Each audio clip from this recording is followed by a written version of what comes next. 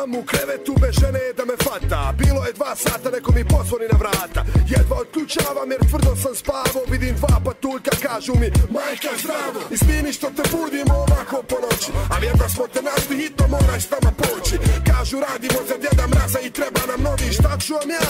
Oni kažu aj pogodi. Uvede mi u stan i po kavu smo maznuli. Kako, zašto, gdje, oni sve su mi objasnili.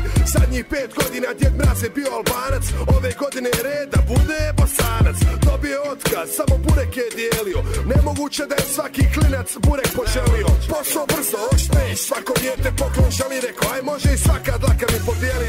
Da, svaka dlaka. Ne mogu vam opisat koliko sam se smio kad sam išao pišat. Nije bio folog, leti smo na sjeverni pol. Gradić ispod zemlje je za dječje želje.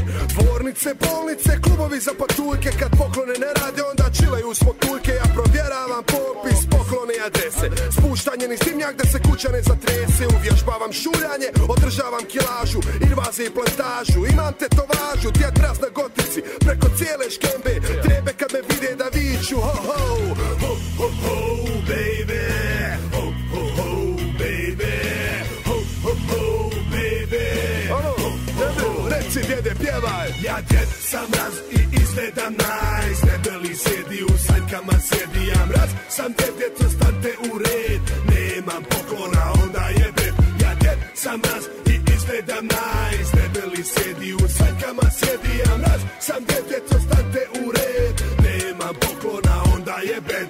Trebamo krenut, noć pada, ja reći. Al glup irvasi ko za inad neće. 6 irvasa, pojela su grasa moje vreće. Sjebat će mi haman cijelo ovo veće. Ako ne krene